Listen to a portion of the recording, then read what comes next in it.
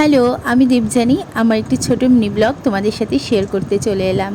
তোজোকে school দিয়ে আসার পথে একটু চিকেন কিনে নিয়ে এসেছিলাম। চিকেনটাকে ভালো করে ধুয়ে একটু তেল আর হলুদ সাথে একটু লেবুর রস দিয়ে ভালো করে ম্যারিনেট করে নিয়েছি। এখানে পেঁয়াজ ভাজতে ভাজতে দেখছি ঝমঝমিয়ে বৃষ্টি এসছে, আর পেঁয়াজের মধ্যে দেখলেই আমি কিন্তু দুটো রসুন দিয়েছি, যেটা চিকেন বা মাটন আমি আর আমার বর খেতে খুব ভালোবাসি, তাই আস্ত রসুন আমরা সব সময় দিই।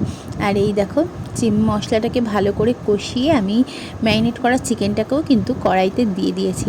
আর হ্যাঁ, এটা কিন্তু আমার আজকের ব্লগ না, এটা ছিল কালকের ব্লগ, তো সেটাই তোমাদের সাথে একটু শেয়ার করে নিচ্ছিলাম।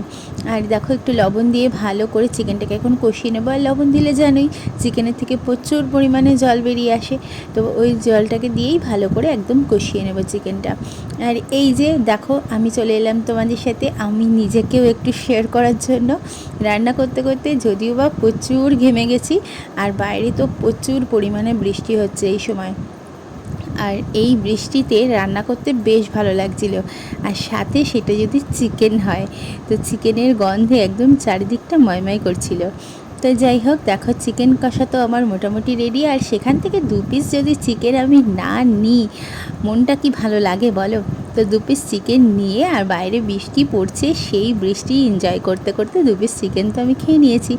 আর দেখো রান্না কিন্তু আমার একদম কমপ্লিট হয়ে গেছে। আর সাথে সাথে 1 পিস লেবু আর এই যে সব পেঁয়াজ কেটে নিয়েছিলাম।